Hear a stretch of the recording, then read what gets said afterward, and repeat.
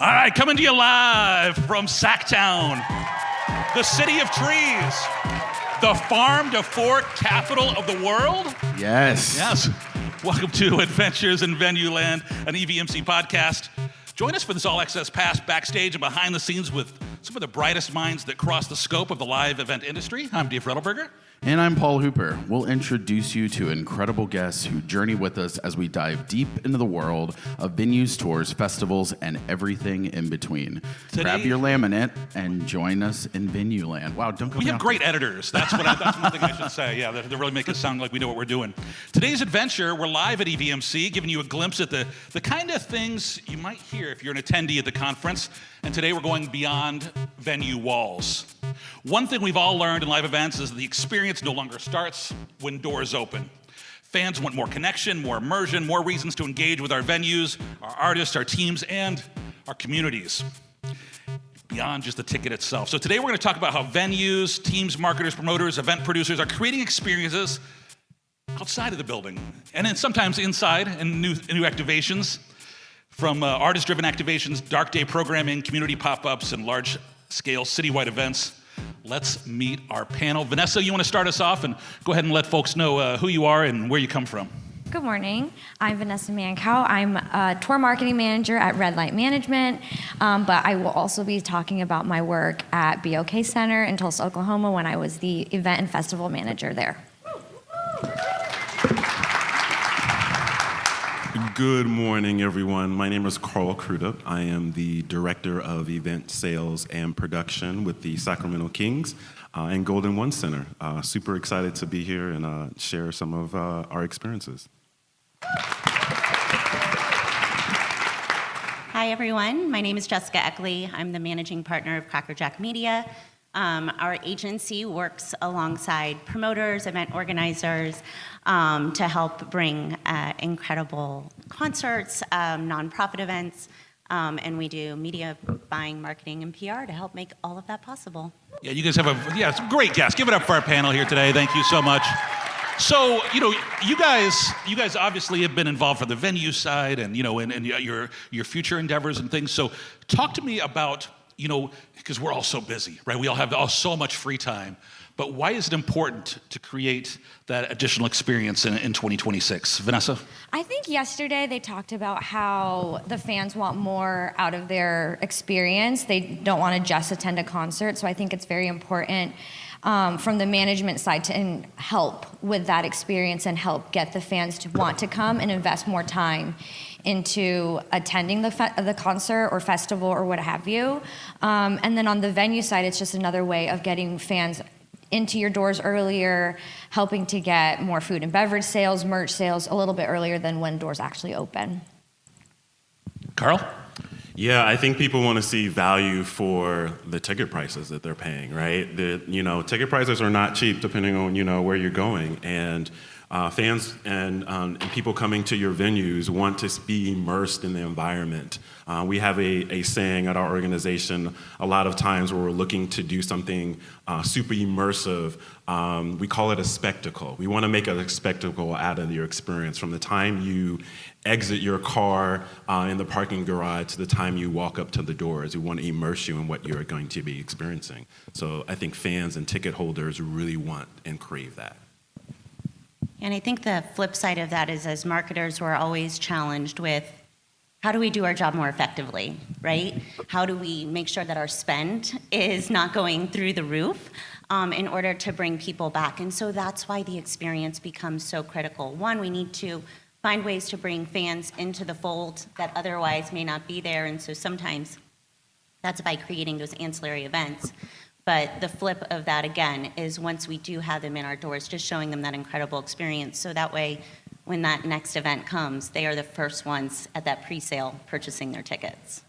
And frankly, that is the standard now, too, I think. If you want to be competitive with other venues in your market, you kind of have to put on an experience because everyone else is doing it. So you got to keep up with the Joneses. But I think, beyond adding value, I think it's really important also just to stay competitive and try to, show, if I'm choosing between driving to two different markets for a big arena tour, this one's got photo ops, they've got food, they've got a party in the plaza. this one doesn't, I'm probably going to go to this and have fun and bring my friends versus go to maybe just your standard, arena event. All right, so you guys have been involved with some big events. Let's start with you because you've done NHL Stadium Series, Final Four. How do you activate a city around an event? I mean, I think that's critical for us, especially Tampa is where I'm based, and so we are really fortunate that we've hosted some incredible events. So our team's worked on everything from the College Football National Playoff to Super Bowl, right on down the line to Women's Final Four. And while we would all love to be in that stadium or in that arena, it's just not humanly possible. But we want the community to rally behind it. Quite frankly, a lot of these events rely on community dollars, tax dollars, and sponsors in order for them to happen. So we can't just focus on the people that are in the arena. Ancillary events are so important for us. We work on activating our entire downtown footprint. We work on creating free fan events and just making sure that the community feels like they are part of that experience, whether they're in the arena or not. And how are you getting word out about those? Because obviously the idea is one thing, but how are you kind of getting the PR needed for people to actually find out about those and attend the events? Yeah, well, first of all, I have to credit my business partner because she's the PR mind. So, I think PR is Shout out Jen. Shout out Jen. I think that really, we have to build excitement well in advance. So we do rely on our media partners to get that story out.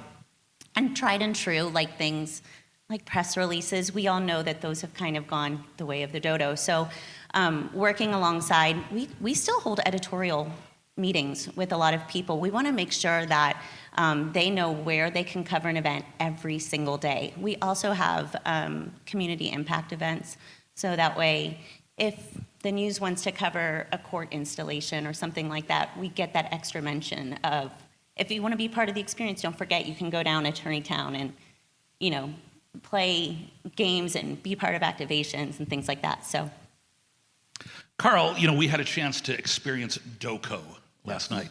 So talk to us about what DOCO is. That's the area right outside the venue, and kind of how you've been able to activate that. Yeah, I'm glad you all were able to experience inside the arena and got a little taste of the downtown commons, which we affectionately call DOCO. But DOCO essentially anchors that entire area is anchored, an anchored entertainment district that we've created, mixed use retail space, restaurants. It's really a destination when you're coming down to an event for a pregame or postgame or pregame and concert, just to experience all the live entertainment that also exists down there. For a lot of our games and a lot of our fan experiences, we're really able to activate DOCO in a way that immerses it. When I talked about earlier, being able to, from the time you exit your car in the parking lot, you're walking through DOCO, and we're creating that spectacle. So it's a really collaborative. Anytime we're doing that. What are some of the kind of things you've done down there? Yeah, so one of the things that we're super proud of is when we made our last playoff run, we really were able to transform the entire DOCO space into a fan zone. And we know we had some amazing fans wanting to get down and experience that excitement and be a part of the spectacle. And everyone wasn't able to come inside, right? So we wanted to really engage with our fan base and the community, and that's where we started. So we actually extended our footprint well past DOCO and was able to really wrap our arms around some cool entertainment and a really curated a fan zone experience literally across the street. Most of you all that walked over to the arena yesterday may have saw this square. This is an empty space. We were able to transform that into what we call Playoffs Playground. Nice. And that was a really, really fun Playoffs Playground. Playoffs Playground, right. So it was a ticket-based, free ticket-based, and it was timed. We wanted to make sure our guests had a really cool experience when they came in, and we could control the crowd flow in and out. But we collaborated with a lot of our partners to create really fun activations, and that was really the anchor. And it's just like, hey, who wants to be a part of this? A lot of times it was, a lot of buy-in from our partners, but everyone wanted to be a part of this activation where you come down, get some free things, pump up with the DJ. Our dance team was out there, tons of free giveaways. A dance team. How about the dance team, right? Well, you saw them That last was night, cool. right? Yeah. That was cool. That was amazing. But we were able to really curate a fun experience and get the community involved and all our partners. So it was a really fun thing. It does feel like, too, if you don't already have a district, there's probably one that there's renderings for. Like, districts are the thing that is coming, and some people that have had them for a while are already reinventing them a second or third time with renovations. And I mean, I think, to your point, Carl, like collaborating with all those people that are around your venue, it's no longer just the venue's kind of, I think, project to just solely own this, but how can you pull in all these people? Because they're, of course, going to benefit off of it, and they're going to get a lot of business, but I think it's interesting how you can kind of find these opportunities where you are working with all these partners and really making it more of like a celebration of that area beyond just the event itself. Yeah, absolutely. We had buy-in really from the city, on down, and really, like you said, collaborating with everyone made it all worthwhile, and it was always a different opportunity to access, different types of entertainment. So it was a lot of fun. Vanessa, talk to us a little bit about Zach Bryan.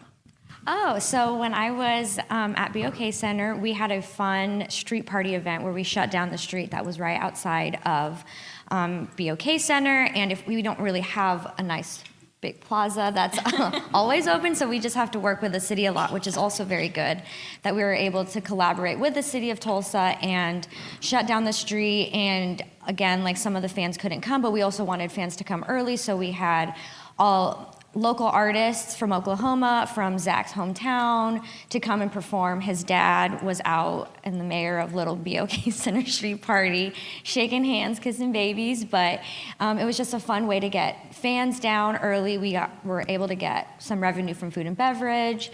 We were able to open a pop-up merch stand. We also had an acoustic set over by the doors, so that when fans were like lining up for GA, they were able to also hear music. And then we also had just a lot of different ways to incorporate the Oklahoma culture and celebrate Zach Bryan. I'm glad you mentioned, kind of creating your own space, because as Paul mentioned, so many of us have districts, right, around our venues. But I have one venue that has a district and one venue that doesn't. Mm-hmm. But the one that doesn't sometimes gives me more freedom to create events, right? Because you're not worried about competing with the local restaurants and those kind of things. And so you really do have an opportunity to get creative.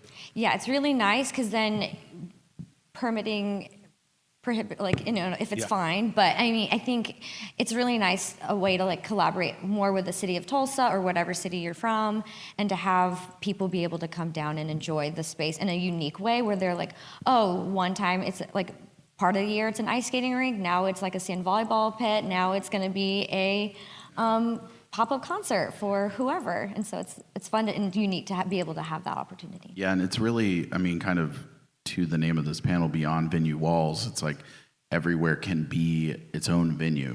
Whether you have a plaza, True. Whether you're in a street, you're shutting it down, whether there's a city park nearby, you can activate any space, and you just need that vision. And then you also have all these partners. So even if you're needing to bring in food vendors or food trucks or do volleyball or something, that's incredible. But it's really just kind of, you're limited by your imagination and what's near your venue. But there's a lot of opportunity. Yeah, it was really nice to be able to reach out to all of the different small businesses. Like, we had Permanent Jewelry come out, we had one of the local shelters come out and bring out their puppies so that people can play with puppies who needed to be adopted. And it was just little unique things like that just makes the experience more fun. Round of applause. Who's been in a conversation with somebody on your venue about trying to create an event for a dark day? Right? Anybody have a GM that's let's create. People are applauding and crying while they're doing it. I always Yay, cry. Yeah, that great. was me. Let's create an event. Aaron, you've done that. Yeah, you're the master of that one. But what I want to talk to you about, Jessica, is the Tampa Pig Jig.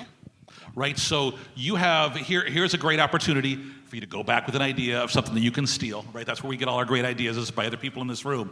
But you've created this event that's kind of become its own big thing. Talk to us about how there was no event, but you made your own. I'd love to take credit for it. We actually have a really incredible story behind the Tampa Pig Jig. It really is a story of friendship, so I'll kind of give you guys my little quick spiel. But we have 5 guys that grew up together, and out of college, one of them got incredibly sick, came out that he had a rare kidney disease. And these guys started with just wanting to help a friend, right? So we're gonna go ahead, we're gonna have a barbecue, we're gonna talk shit to each other about who's gonna smoke the best brisket. And so they decided to have it in their backyard. It raised $5,000 their first year. Reasonable, right, for a backyard event. And then it just steamrolled. So it was, hey, we're going to do this again. And now they got an artist, and it was held at basically Armature Works, which back then was nothing. It was like a field. Then we moved it to a park, and now it's at Julian B. Lane Park in Tampa, which is about 12,500 people roundabouts. The event itself now has transitioned into an amateur barbecue competition. We have a little over 150 sponsors. About 75 of them actually compete and barbecue and try their best. And they compete in 4 categories. But the flip side of that is we also have a full day of country music. And it is an incredible event. We sell it out every year. Are these national artists or local country artists? National artists, yeah. So this year we've got Thomas Rhett and Midland. We've had Megan Roney. So a lot of really incredible artists. But I think, the important thing is it's this really like palpable sense of community that you get when you're at this event. There's a ton of great activations. You can spend the full day there. You walk away smelling like barbecue. That's a win. That's a win. Yeah, that's a win. That's every day for Dave. He just It's true. he rubs it on his body in the morning. We Sorry. really tried to. Oh, it's so good.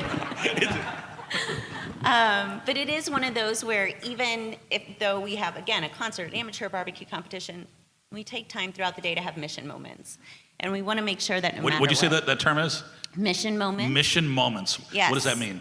So for us, it's about connecting what that tried and true mission is of the event. We want to queue up a cure for FSGS, which is the rare kidney disease that we are fighting. So it's really hard when you have rare diseases. They don't get the attention, they don't get the funding. But over the course of 15 years, we've gone from 3 studies to now over 60 being funded, in large part, NepCure will tell us it's due in large part to the money we've raised. And this year, actually about a month ago, just had the first drug approved That's by the incredible. FDA. That really is So- incredible. Yeah, so really exciting stuff. Vanessa, you've done some great activations for some things, and what I love about, so many of us, you hear this and you go, we just don't have the budget to create some of this stuff, but you've been able to get creative on doing some things in order to make your activations happen. Yeah, so from the artist management side, we're always asking, like, how much is that going to cost us? So when a venue's like, it's not going to cost you a thing. I think a lot of times on the venue side, we would foster a lot of sponsorship partners and do a lot of trade. And so that's a way that we were able to put some of these events on, and we were able to just use a lot of the community resources that we have just to have their buy-in as well, and then they would be able to help mitigate some of the costs. And I think, it's cutting out.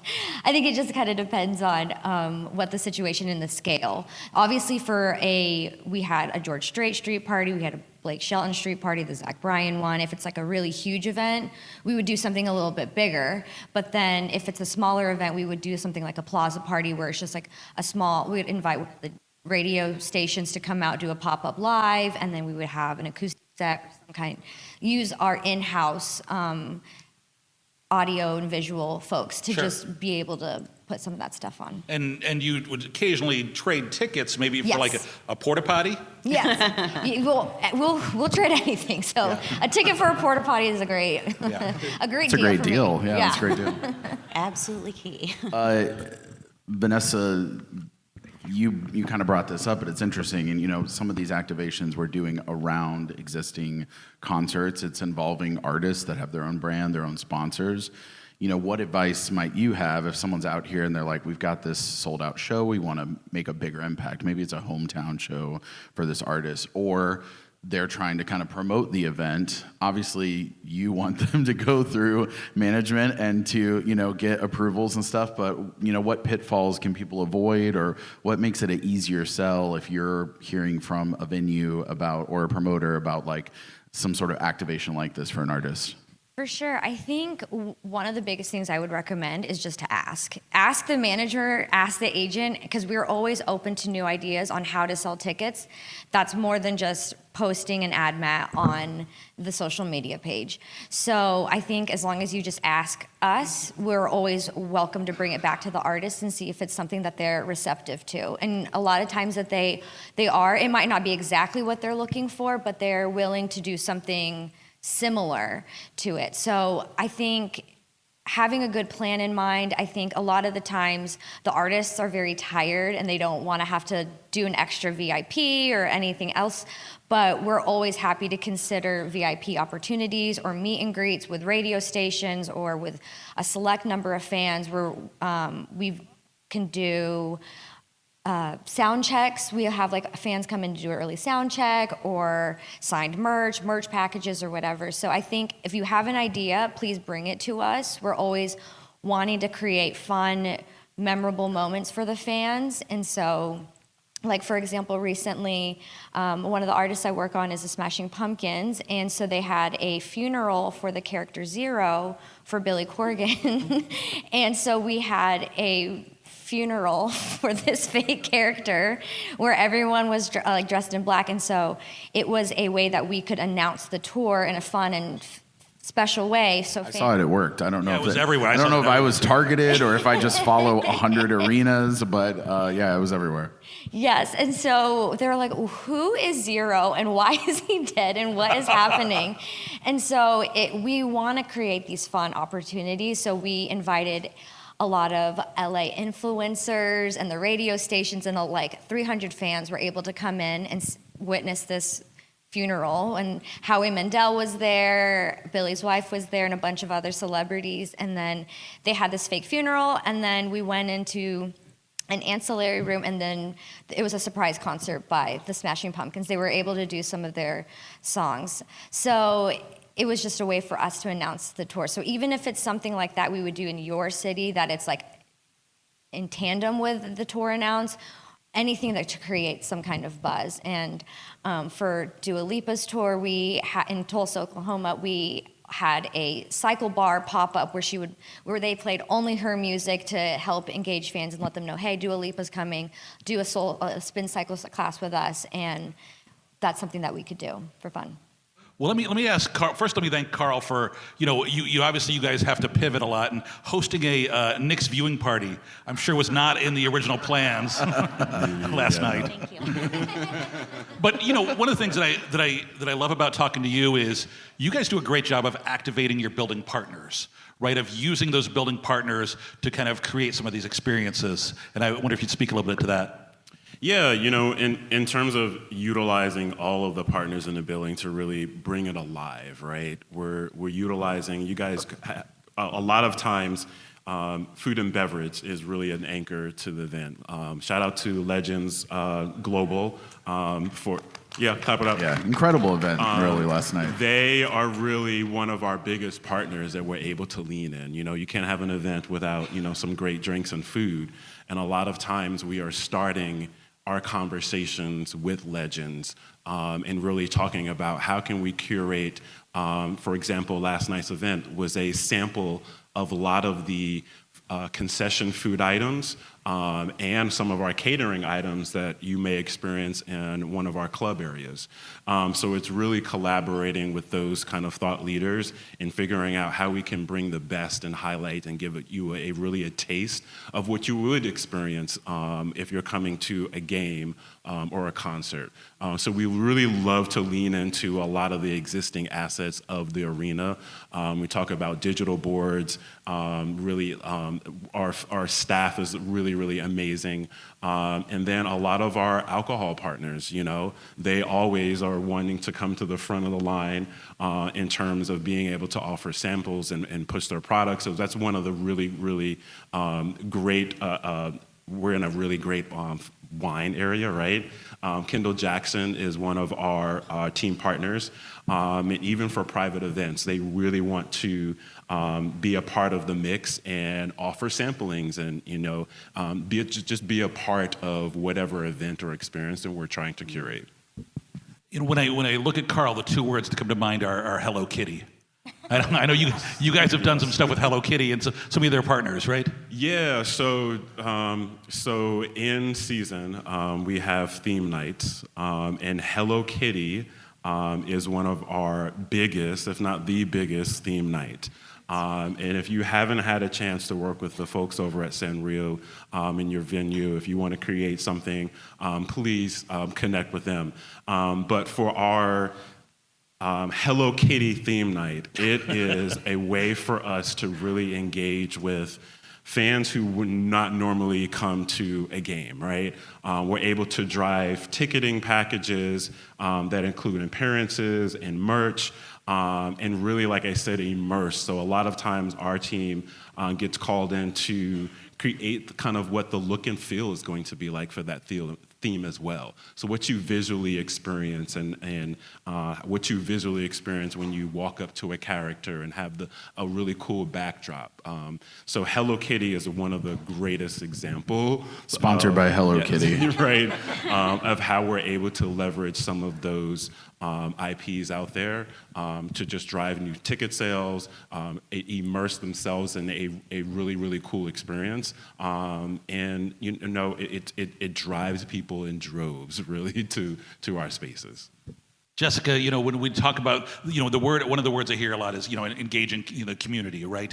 And talk to me about some stuff you've done with Gasparilla and folks who don't know what that is. And tell people, what Tell people Gasparilla what is. Gasparilla is. Well, first, Gasparilla, for anybody who doesn't know, is the third largest parade in the U.S. It is a pirate festival. If anybody is familiar with the Tampa Bay Buccaneers, anything like that, pirate culture is just infused into the Tampa Bay experience. If you don't own pirate-themed wardrobes, you're not fully Tampanian yet. So for us, when we welcome large-scale events to our community, it's critical that we really elevate the Tampa Bay experience, the Tampa Bay culture. And so we call it from our touchdown to final whistle or touchdown to touchdown experience. We want from the second that a team exits the plane, if they're there, for the NCAA matchups, we greet them at the airport. We have our Gasparilla Pirates are there handing out beads. We have a float with cannons, you name it. It is a wild experience, y'all. But we make sure that from the second they're there, they are feeling that Tampa love.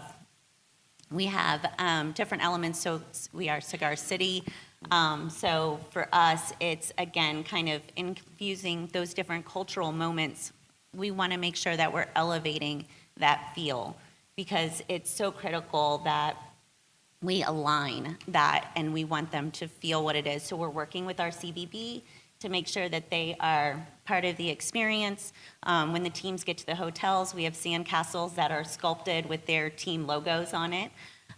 They're being welcomed by local schools, experiencing Busch Gardens animals, you name it. I mean, we've got it all. But we really do try to make sure that that's it. We want them to feel that culture. And so Gasparilla is critical to that. Our pirates really are kind of celebrities. I'm not kidding. They're normal guys, but they go full pirate. Full pirate. Full pirate, not half pirate. This is a life goal for you and me. Yeah, we're just at half pirate currently. So for Stadium Series, you saw that, right? So this year we welcome Stadium Series, which should be cool enough. It was incredible. It was a plank and yeah, I mean, it was amazing. It was awesome to see. What should have been cool was just having an outdoor hockey game in Tampa in January, right? Like that was cool enough. The science was there to make it happen. That was really neat. But I think what was cool was the NHL, the Lightning, everybody collaborated to make sure that, again, those elements, so they transformed. We have a big Tampa sign in our downtown corridor. It had beads and hockey pucks, and it was all decorated just to make sure that that was felt. Our Gasparilla Pirates were actually part of team introductions. So they introduced the starting lineup. They were dancing with Tim McGraw on floats during his performance. And then they transformed the floor of the stadium into a giant pirate map. So we were able to bring out Gasparilla floats and align that whole stadium. And so again, whether you were in the stadium, whether you're watching from home, you knew where you were. Again, our culture was represented, our kind of local fleet feel and flavor was out there. I wonder if any of this can open to any of you. Any of you tried something that didn't work? I always find that I learned so much more Tell us from the about events your that failures. just tanked. Or something that didn't work as well as you expected it to. There was one time we had, I think it was like Final Four or something, and we had street parties, and it was or it was March Madness or something. I don't know what we had in Tulsa. But we tried to do a whole fan engagement thing out on the street, but it was very cold. And the weather was not great. And so it didn't yield as many fans as we wanted to walk up, but then we have to also come up with like a plan B. Like, hey, we might not be able to do on the street, but we can do something smaller indoors over here or something. So that's just something you have to be ready for. When we had the weather. conference in Tulsa, which feels forever ago, there was a street party and a tornado came. You know what? My applause. Who was at that Really Tulsa give you the tornado It was wrestling memorable, luchador street party? maybe right? one of the most memorable. events. Survivors. You know Survivors. what? Welcome to Oklahoma. Mark's safe, yeah. No, it was incredible. But yeah, it's just something that you have to be aware of, just like having that plan B of like, it might be cold, it might be windy, you know, the winds do come sweeping down the plain, so. Weather will get you every time. We actually, one of our pig jig years, had a tropical storm that came through the day before. It should have been fine, right? Like we were full 24 hours after, no problem. We get there that morning and our barbecue team start at 4 a.m., so we're out there super early. And we're watching as the wind gusts are hitting 40, and as everybody who's held an outside event knows, you have certain wind gust requirements that once you hit a certain point, the fire marshal will shut you down. And so we're sitting there, we're watching tents literally starting to pick up. People are cutting holes in tents to make sure they aren't flying away. Those are very expensive, by the way, when that happens. And we had actually one of our screens fall, so we've had to evacuate the park. Yeah. This is, again, 24 hours. We should have been fine 24 hours But what after happened to all the storm, but- leftover barbecue? Jim? Oh, so much barbecue. But yeah, had to evacuate the park twice. And to your point, like we had to be super prepared. We knew you always know there's a possibility of like weather issues, right? So making sure your stage announcements, your digital signage, your plan is in place, that in case there is a live weather event, that you are looking out for the safety and of your guests at all times. And how do you communicate that on the fly? So Having that communication plan in place is key on situations like that. yeah, absolutely. And I think, that was back in 2019. I would say that the festival was not using SMS effectively then, but that is something that, now it's part of the experience moving forward, yeah. Carl, everything go perfectly for you always? Yes. I imagine. I can't think of anything off the top of my head that, Kim is trying to tell me something about. I can't read that for her, Kim.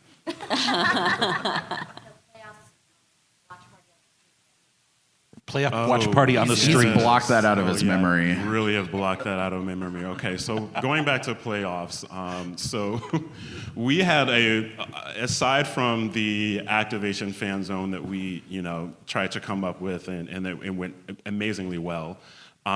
We also had toyed around with the idea of shutting down one of the streets. The street you may have remembered walking up yesterday. But we have these huge LED panels that are on the street. And we wanted to utilize it. We're brand new at the time, and we could put the game up there.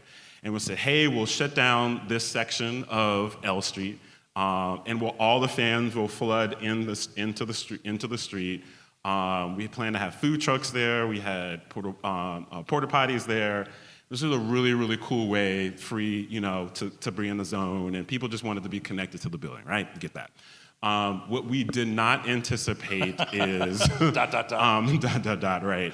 The viewing down from the street and looking up wasn't the best scenario.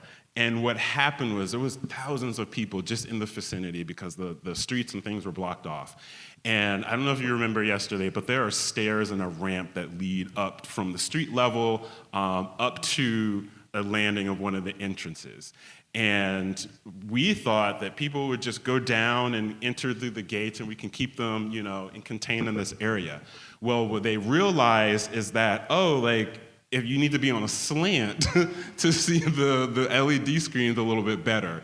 So people literally started climbing and they were on the side of the ramp and the side of the ramp, and just caused major chaos in a confined area.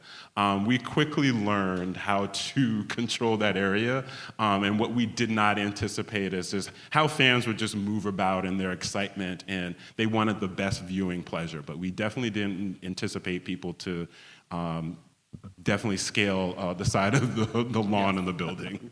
Well, and I think, you're going to hear a lot of successes today for the rest of the conference, but we all know you learn often a lot more from those failures. And also hearing about successes, it's kind of like you shouldn't be afraid to take a swing, and see how it goes and kind of perfect it. But, certainly you hope things are going to go great, but often there's just elements you can never plan for. So I think,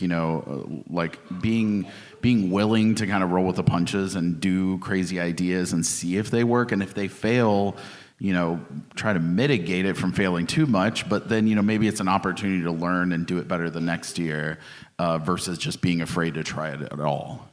Yeah, one of the things that I'm super proud of, I have such an amazing team of event producers, and that is our strong suit, is how we're able to pivot in the moment and respond in the moment, and learn in the moment as well. But like you said, some of the greatest kind of outcomes, it's like, oh, we're never going to do that again, right? And sometimes we do have a really cool opportunity to correct things while it's happening, and learn in real time. So that only makes us stronger and top of the list next time we're considering it. And by the way, we got exactly. We had 5 days to put that watch party together on the street closure. So just FYI. You'll be ready next time. Right. Yeah. Hey, do we have the key takeaways slide ready? I don't know if you guys had that from the files or not, but it's our key takeaways. So I'd like you guys each to tuck on one message you wanted people to take away from. Jessica, we'll start with you. Yeah, I think I talked about this, obviously when we were talking about some of these events that we have. Successful events aren't about sellouts. Yes, pat ourselves in the back when we sell out an event, absolutely. But for us, I think it's making the entire community feel the experience, feel like they're part of the experience. We create ancillary events that are free to attend. We create activations, again, that kind of get the voice out there, whether that's through social or anything else. So the impact, lasting long, we always say long after the confetti falls, that's the key, is we want to make sure that we just have people walk away with something where they're just so proud to be part of the experience. They had such a great time. They're talking about it for weeks. They're coming. We actually had somebody who went to the first Women's Final Four in Tampa years ago, came back the subsequent years, ended up moving to Tampa as a result of her experiences in Tampa, and ended up sitting on our board for our most recent Final Four. So, you sit there and you're like, that's what you want. You want somebody to be like, heck yeah, man, I want to come back to that community. I want to be a part of that again. So that's great. Carl? Yeah, collaborate often. I know sometimes, when you sit in a planning table of more than 25 people, you think, wow, this is really big. But how I really think about it is being super intentional about your outcome and how you want your guests and your fans to walk away. And we found with the Kings and Golden One Center that bringing everyone to the table so they can really own a piece of the experience, whether it's your food and beverage partners, any of our team and arena partners, bringing together our folks CBRE, who operate the DOCO Plaza experience, really bringing all teams together to create a really, truly, like I said, intentional moment. Vanessa. Okay, so after I sent that to you, I thought of something else that I wanted to also be my key Yeah, go for takeaway. it. Pivot. So yes, I do think that, you want to, we don't know, like on the artist management side, we don't know what your venues look like, and we don't know what capacities you do have or extra spaces to create those VIP moments. So I feel like it's also something to know that we're willing to do, like the artists, we're always happy to hear out everything. So I think asking if there's something that you want us to do or be a part of, we're always happy to do that. And of course, if there's more ways to sell VIP tickets or any kind of tickets, that'd be great. One example we had a VIP party for after Snoop Dogg. It was like an extra add-on where he would DJ after the event. And so anything like that where you can ask for the venue, or the venues can ask the artists, like if there's something that we can be a part of, we would love to hear it. And so we love the artist gifts, we love all of that, but we also want to make money at the end of the day. So selling tickets. Absolutely. Paul, anything you want to add before we close things out? I think everyone kind of hit on everything, but I guess my note from earlier is get creative. Everything can be a venue. Take it from someone in Parks and Recreation. Everything can be a venue. So, there's a lot of opportunities to do it. And I think when you are collaborating, when you are, working with all these people, there's so many opportunities to create fun ideas and pitch them, and break out of just thinking of just the venue space that you're in. Your whole footprint is as wide as you want to make it. If you have any questions for any of our panelists, please feel free to come on up after we wrap up the session, but we are just about out of time. So on that note, let's have a nice round of applause for our panelists today. Appreciate you guys sharing your time and your ideas.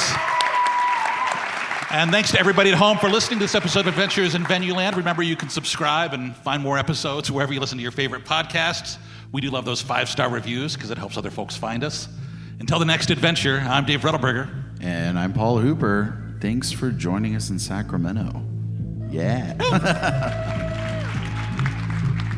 There you go.